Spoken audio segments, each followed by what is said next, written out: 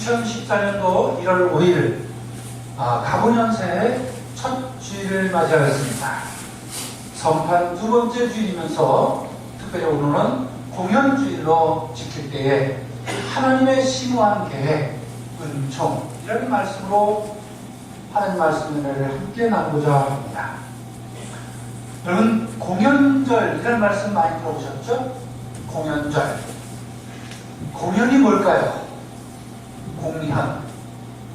네. 개신교에서는 주현절이라고 하는 표현도 있습니다. 주현. 자, 공현. 한번 해볼까요? 공적으로 어떻게가 나타난다. 네, 나타나는 자입니다.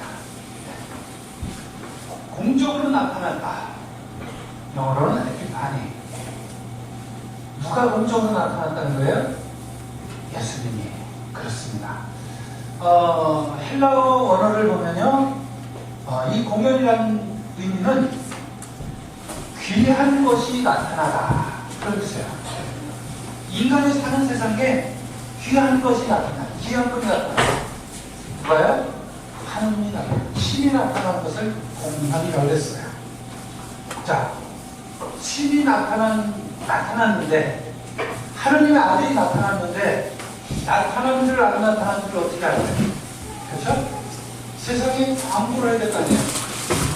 그래서 절기상으로 역사에서 보면 동방박사, 저 멀리 페르시아에서 온 동방박사들이 메시아 구세주가 탄생했다는 것을 알고 경배를 한 것을 기념해서 그날을 가리켜서 공연절 이렇게 그분이 시작을 한 것이죠.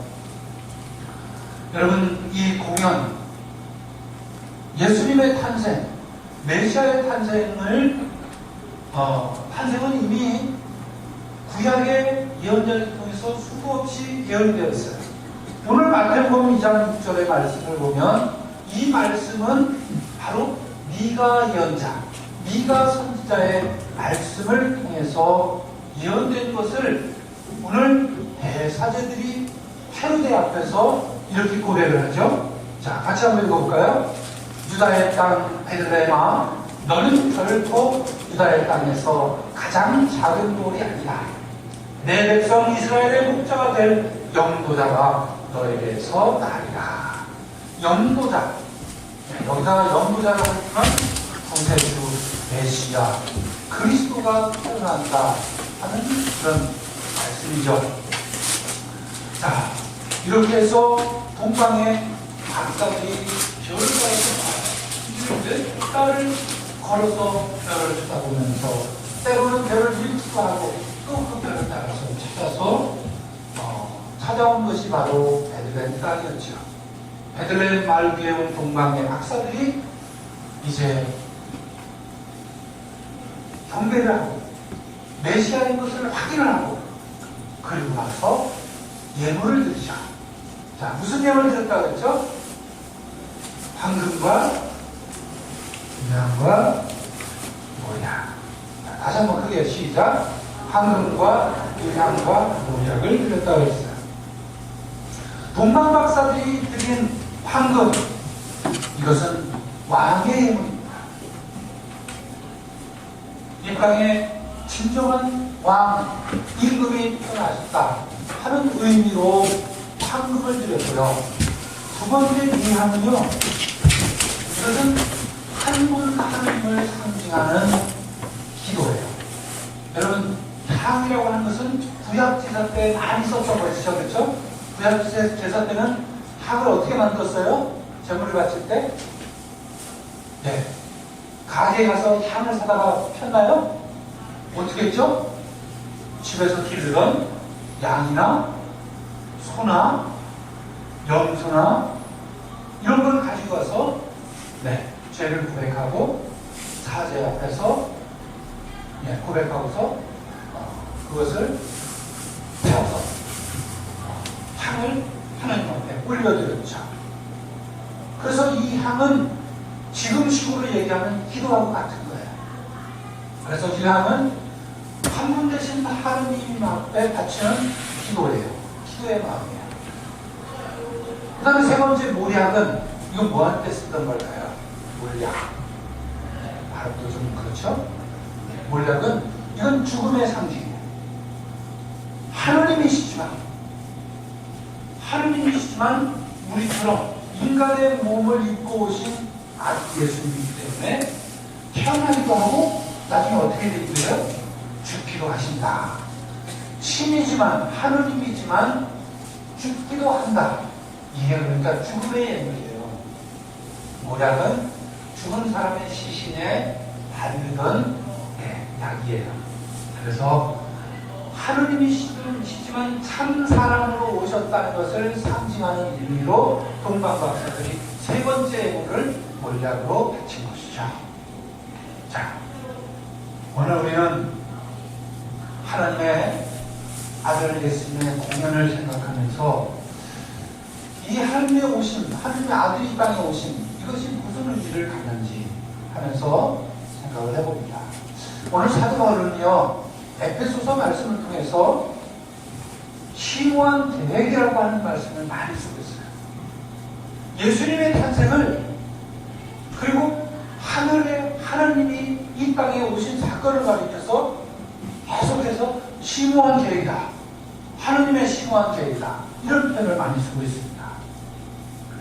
하나님의 심오한 계획이 이 땅에 드러난 사건, 이것을 바로 공연이라고 우리는 하는 것이죠.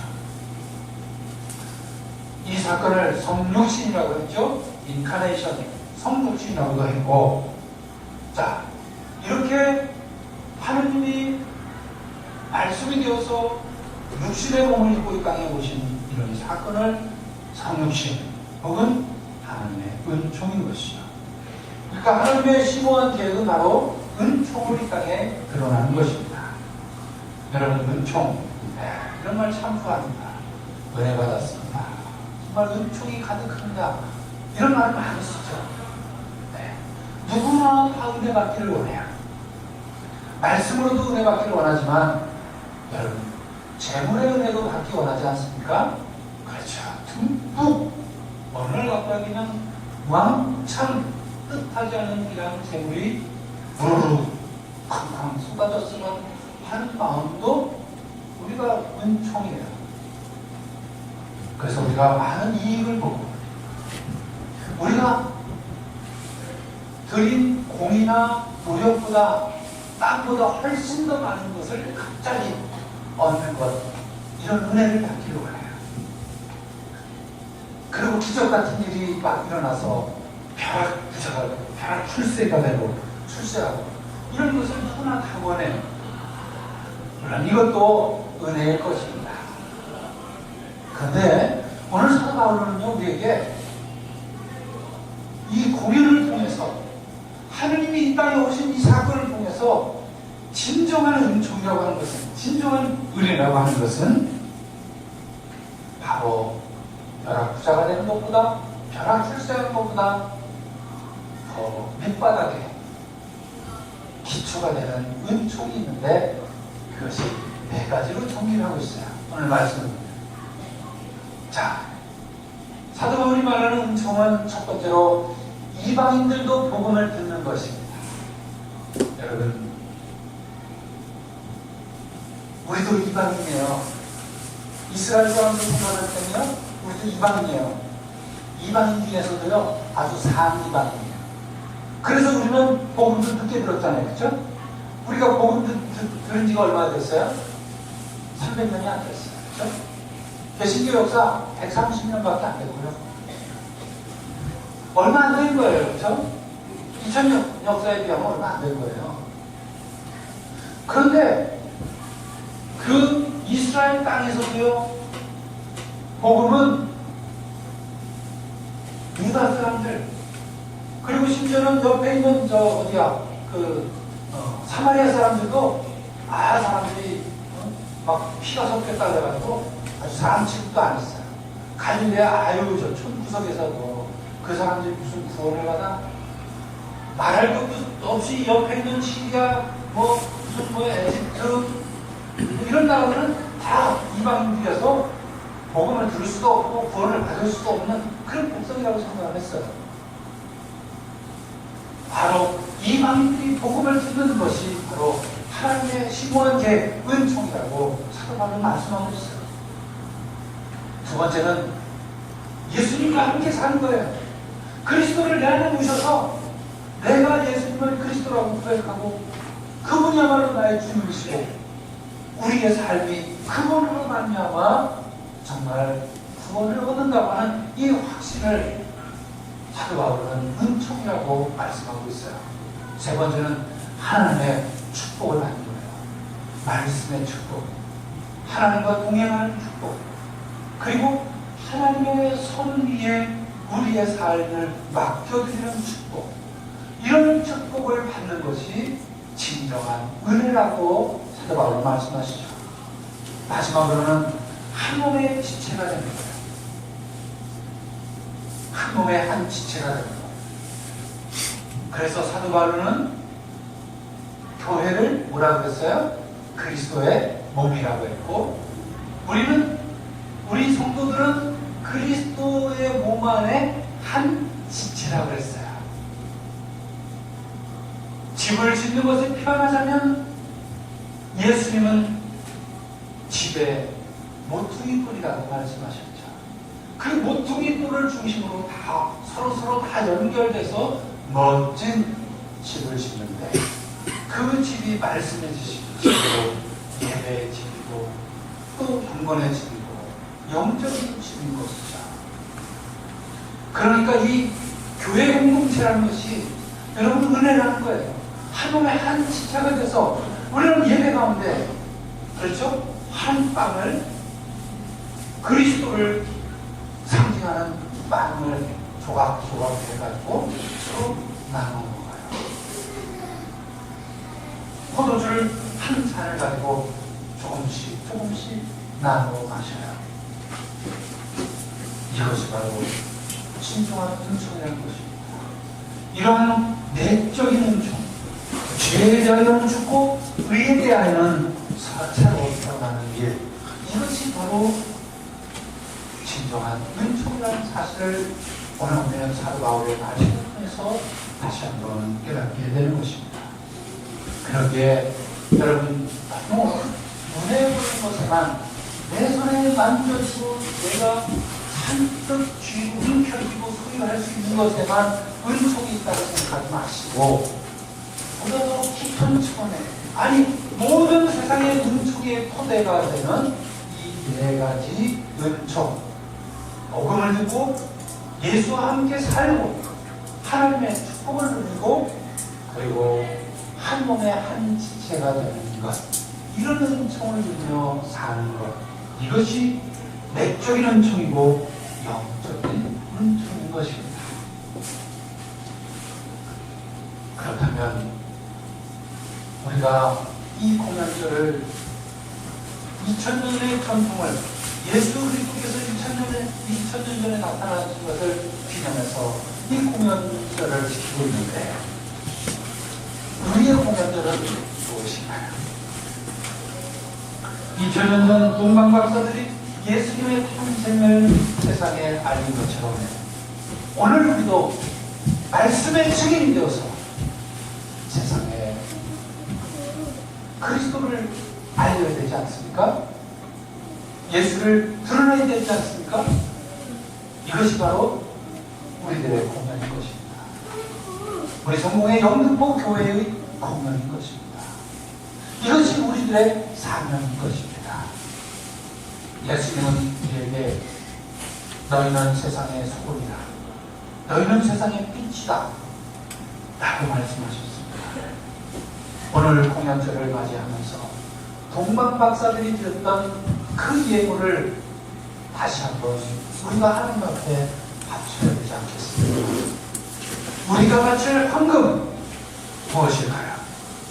이것은 아름다운 사랑의 실천인 것입니다.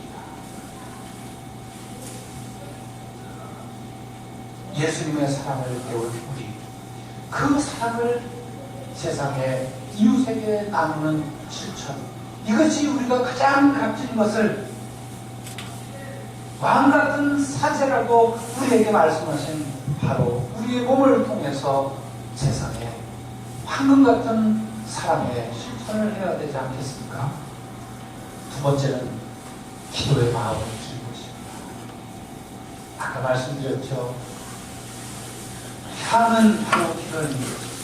하나님 앞에 향을 올려서 향을 태워서 하나님이 기쁘시겠던 것처럼 바로 우리가 하나님 앞에 기도 바칠 때 기도를 통해서 모든 세상의 안녕과 평화와 행복을 위해서 또 그리고 작게는 우리 가정을 그리고 나 자신을 행복을 위해서 하나님 앞에 우리 향을 드릴 때 이 기도가 다음처럼 하나님 앞에 연락될 줄을 믿으시기 바랍니다. 그리고 마지막으로는 몰약을 드려야 됩니다. 여러분 너무 한국과 같이 유학과 같이 이렇게 좋은 것만 드리는 게 아니에요. 몰약도 드려야 돼요. 몰약은 죽음의 상징이라고 했죠? 그렇습니다. 우리가 주님 앞에 우리 자신이 죽어져야 합니다. 우리 자신이 죽기 위해서는 고통을 참는 인내가 필요한 것입니다. 인내는 쓰디쓴 약이에요. 그러나 그 쓰디쓴 인내 약을 통해서 하나님께 우리는 영광을 돌릴 수 있는 것입니다. 오늘 우리는 암송 말씀을 통해서 정말 이제 내가 세상의 공연한 주체로서 주님 앞에 이런 고백을 하게 됩니다. 자, 다시 한번 나의 공연의 고백을 에베소서 3장 7절을 통해서 해보겠습니다. 시작! 나는 하나님께서 거저주신 은총을 받고 내 속에서 활동하시는 하나님의 능력에 힘입어 이 복음을 전하는 일꾼이 되었습니다. 그렇습니다. 이것이 바로 나의 공연입니다. 이것이 바로 우리 가정의 공연이고요. 이것이 바로 우리 교회가 세상을 향해서 예수를 그리스도라고 예수 그리스도의 참 사랑을 전하는 공연자의 사명으로 거듭나는 것입니다. 하나님의 심오한 계획은 바로 은총을 가득히 받은 나로부터 시작이 되는 것입니다. 하나님의 심오한 계획 앞에 그 하나님이 주시는 은총 앞에 우리가 우리 자신을 열고 그리고 받은 그 은혜를 통해서 나로부터 하나님을 세상에 드러내야 하는 것입니다. 내 안에 계신 주님 그리스도를 드러내는 일, 이것이 공연을 세상에 널리 알리는 일인 것입니다. 사랑하는 교회 여러분, 2014년 하나님의 심오한 계획, 하나님의 놀라우신 은총이 우리와 우리 가정과 우리 교회를 통해서 세상에 널리 공연됨으로 하나님의 영광을 드러내시는 저와 여러분 되시기를 주님의 이름으로 간절히 축원드립니다. 아멘.